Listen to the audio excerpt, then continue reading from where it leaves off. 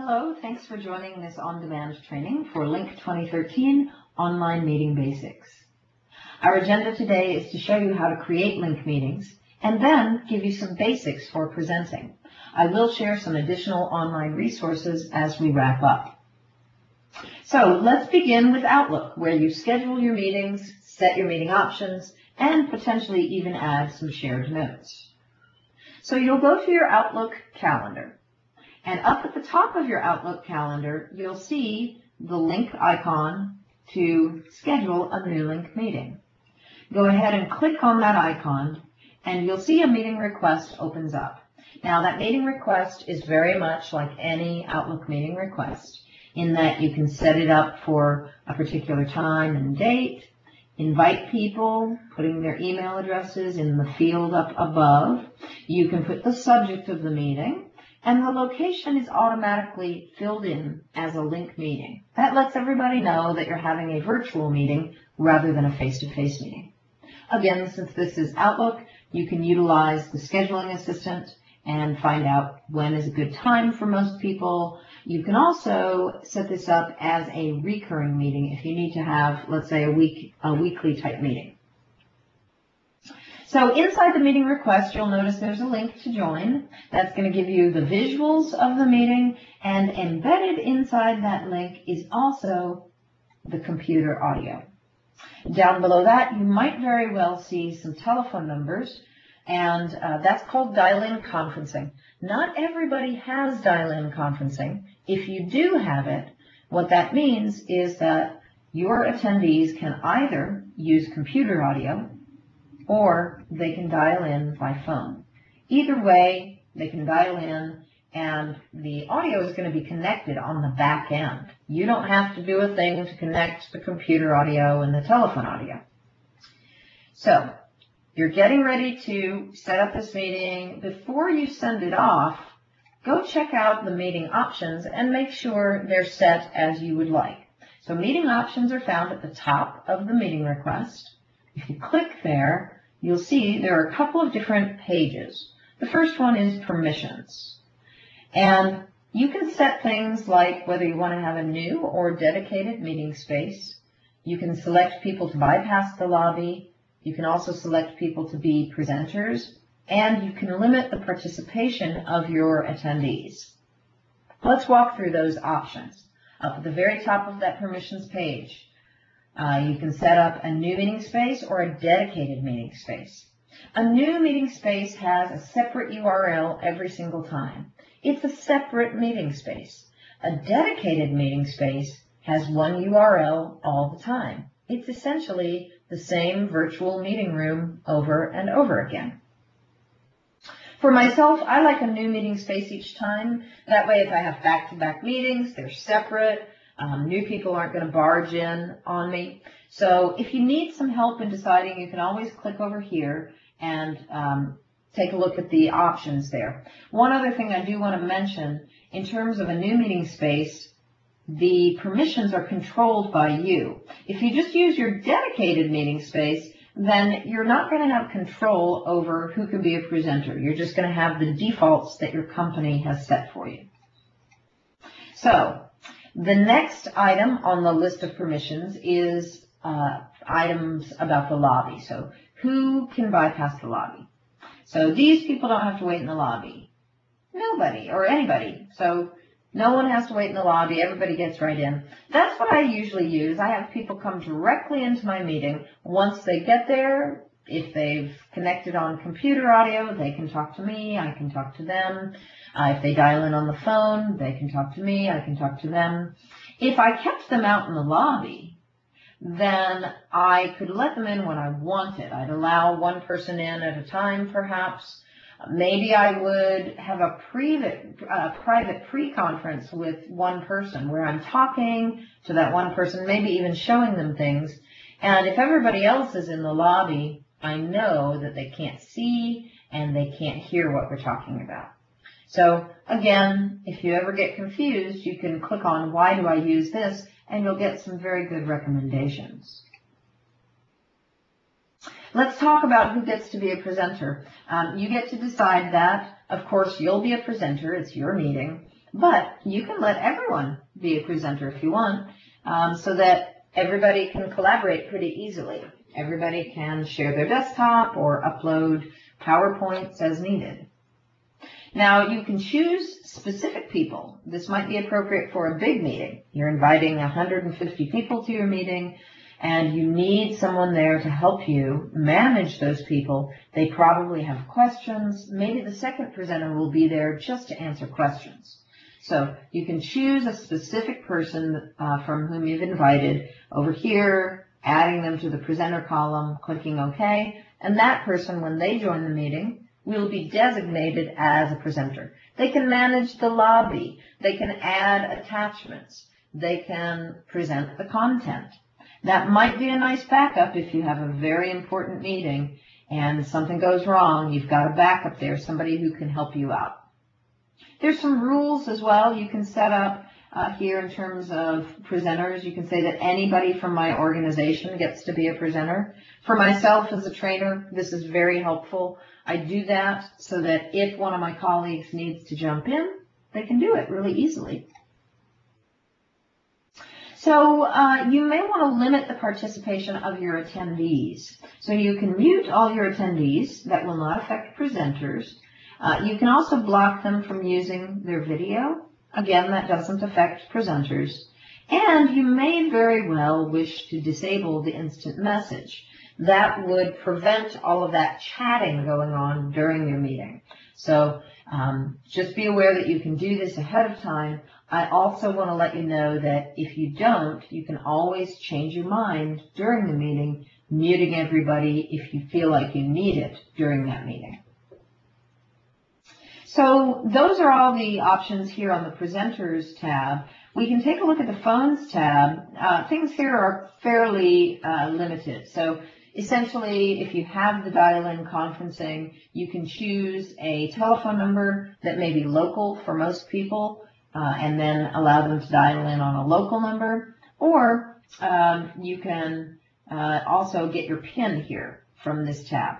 So the PIN probably won't be needed for most situations. I'm guessing that most people will use the computer audio, but the PIN is there if you, as the owner of the meeting, the leader of the meeting, if you need to dial in from a phone. Let's say that you're in a conference room and you're gathered with other people. It wouldn't be so good to put on your computer headset in that situation. You might want to use the conference room phone. And this is exactly why you need a PIN. The PIN just identifies you as the leader of that call, and it gives you some keypad commands where you can, if you need to, mute your whole audience. While you're here setting up your meeting, before you send it off, you might wish to attach some shared OneNotes.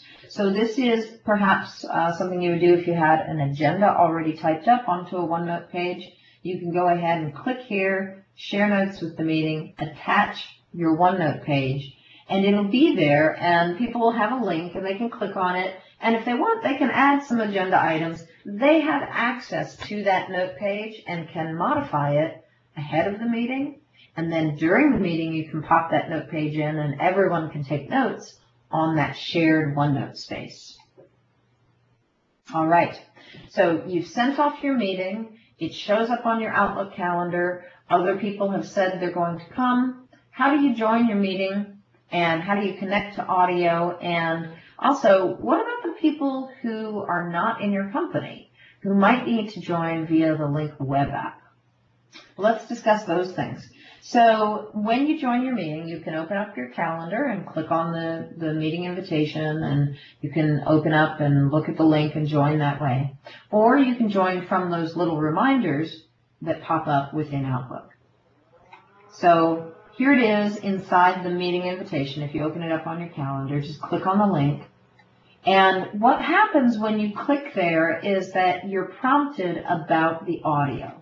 So it asks you, would you like to use Lync? Or would you like to say no thanks and maybe just dial in on the phone? So in most instances, I find that using the Lync audio is the easiest. I just put on my headset, it's got a microphone, and I'm ready to go. So you're going to have that prompt to choose whether you want to have the Lync audio or the telephone audio. Make your choice, and then do know that some people might join you via web app. So let's say you've invited someone who doesn't use Lync. Their experience is going to be a little different. So they're going to click on the link to join the meeting, and there's going to be a search on their computer to look for the Lync software. They don't have it, so they're going to be given the opportunity to join your meeting via their web browser. So it's a browser-based experience. And I recommend highly that you encourage those people to install the web app plugin. It pops up right when they join, and it's really a good idea because of two things. Number one, they can use computer audio with that plugin, and the other reason is that when you share your desktop, they'll be able to see it. So that particular kind of sharing, if they don't install the plugin, they won't be able to see it. So for those reasons, I definitely recommend that plugin. Their experience is going to be very similar to yours. Again, if they install the plugin, they can see your video cam if you're using that. They can even turn on their own video cam. Let's talk about the different meeting views, sharing content, and presenter tools. When you first get into a meeting, down in the right-hand corner, you'll see an icon that allows you to adjust the view. Now, the speaker view is going to show the person who is currently using the audio. It detects the Lync audio, and it broadcasts that person's picture or their webcam, depending upon what you're using. If you haven't turned on your webcam, your photo is going to show down there in the corner. Now, you can move that out of the corner if you'd like. You can just hover, and you'll see that you can pop it out and drag it around. So that's the speaker view, and that might be appropriate if there's one presenter, and that presenter has their video turned on, and people want to look at the presenter while they're talking. So you'll notice there are some other views here as well. Again, the icon is down to the lower right. The next view is the gallery view. So the gallery view would show more than one person. So this might be more appropriate for a very interactive meeting where there are a number of people speaking. The most active people are going to be shown in these big pictures in that gallery view up above. Again, that can be popped out. Just hover your mouse and you'll see the icon to pop it out, and you can move it around. Now, there's other views as well. I personally like the presentation view. Sometimes it's called content view in some of the later updates. So this simply allows you to see the presentation, whatever it is that's the visual content. So it could be somebody doing a share of their desktop, or it could be a PowerPoint, something that's a little bit more formal.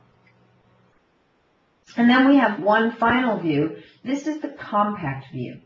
And this view is going to be predominant when you don't have any content that you're looking at. When you're just having a meeting, essentially where you're talking, you can see people's photos, and better yet, if they turn on their cameras, you can just see the individual cameras. And you can see up to 5 people at a time, 5 active participants. So lots of different views. Feel free to adjust those views depending upon what your goals are, what kind of meeting you might be having. Now, when you get settled, what you want to do is adjust your view probably first, and then use these buttons down at the bottom left to actually adjust the elements that you want to see. So you can view the conversation window here, or not, or you can view the participant roster, or not. And you can also manage the audio and manage the content from these buttons. Let's look at these a little bit more specifically. If you have a PowerPoint that you want to upload, you may want to do that here in the Content button on the Present tab, uploading a PowerPoint. Now, if you're having more of a collaborative meeting, you might just be sharing your desktop. That's easy enough to do. The stage opens up once you start sharing something. So whether it's a PowerPoint or sharing your desktop or a whiteboard or a poll. Those are other elements that you can add. So you can drop in a polling slide, put in a whiteboard for collaborative purposes. And there's a new tab here all about Q&A. So if you do have a big meeting where you want to manage the Q&A, let's say with that second presenter as we discussed, that might be a great tool. That'll open up a Q&A tab that any presenter can see. So there'll be 2 tabs now in your meeting, and you can funnel the questions onto that Q&A tab. It won't be quite as distracting as the instant message area. So if you want to bring in content and present that content again, use the content button to upload a PowerPoint. It does show up over here on the stage. You can use annotations with it. So annotations are over here to the right. One thing I'd like to mention is that those annotations are not fully expanded. You have to click on the button there to expand and see all the tools that you have at your disposal. So you have a pointer tool. You also have a text tool and drawing tools that you can use to really point people's eyes to the content that you want them to look at. You can embed video in your PowerPoints. All you have to do is hover over the slide to play the embedded file. And if you want, you can manage that presentation to make it available for others to download. If you'd like to collaborate, a whiteboard would be a good tool. Drop in the whiteboard. Everybody has use of the annotations now, and everybody can type or draw whatever is necessary. Those whiteboards, by the way, can be saved. Now, here's where you're going to work with those shared notes again, using the content area under OneNote, adding the shared note resource. So everybody's maybe updated the meeting agenda, and then you can share that OneNote, and everyone during the meeting can be adding to the notes as you go. So that's a really nice tool.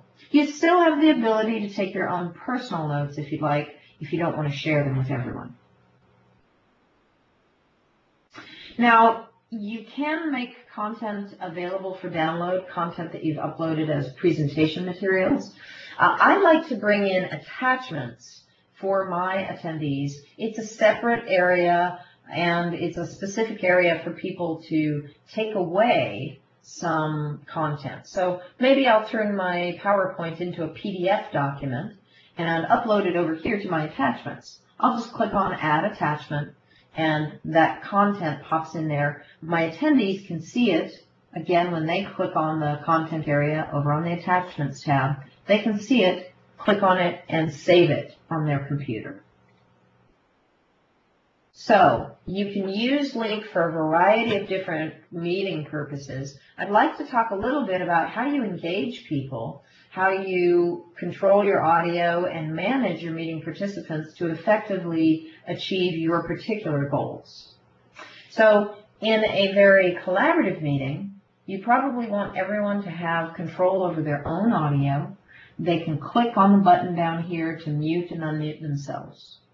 So you'd probably leave that open, and for 4 or 5 people, you're probably not going to have a lot of background noise. If you need to adjust your device on your own audio, you can hover and go over to the Device tab, and that will allow you to funnel the sound through different devices. Notice here that we have a headset that's plugged in. Lync is smart. It recognizes that headset, and if you want to funnel the sound through your headset with a noise-reducing microphone, wonderful. You can do that. Or if you'd like to be able to walk around your office and hear that meeting audio through your PC mic and speakers, absolutely, you could do it that way. That's on the Devices tab when you hover over that icon that looks like a phone handset. So that's your audio controls. Video can be added to your meeting as well. Here, just hover over your video button, and you'll see a preview, which is nice because that'll allow you to check things and make sure it looks okay. And then when you're ready to share your video, you just click there to share. And now those views, the gallery view and the speaker view, become really interesting. They're no longer static pictures if everybody turns on their webcam. So this is HD video. It's good quality video. You'll be able to see the people that you're speaking with having a video call. I would recommend that you take advantage of the gallery view when you're having a lot of people use their webcams. Now, managing your meeting is easy. Under the People menu, if you want to mute people, you can. Let's say that suddenly there's some background noise. You can just mute your whole audience. And then you can also do other things here. You can make everybody an attendee. If they're all presenters and you realize they need to be attendees, you can change that. You can block their video here. So those are all here under Actions. If you want to take actions that affect just one person, what you'll want to do is right-click on one person's name in your attendee roster, and then you can mute that one person. You'll see a menu comes up. Now, one little detail about this button. If you just click on the button, it changes the view of your participants. I like the roster view. It's just a nice list of names, right? I like that. If you want to click on that button again, you'll see that the view changes so that you're seeing people's pictures rather than just that roster view.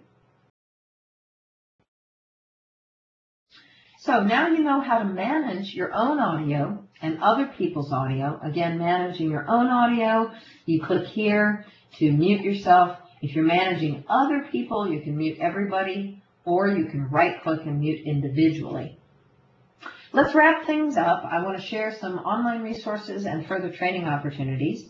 We do have the Getting Started with Lync site and the quick reference cards. Those are really helpful. You may want to bookmark these sites and use them as needed. And then if you'd like to join us for further on-demand trainings, you can find them here. You can also join us for live trainings where you can ask questions and interact with other people in the training.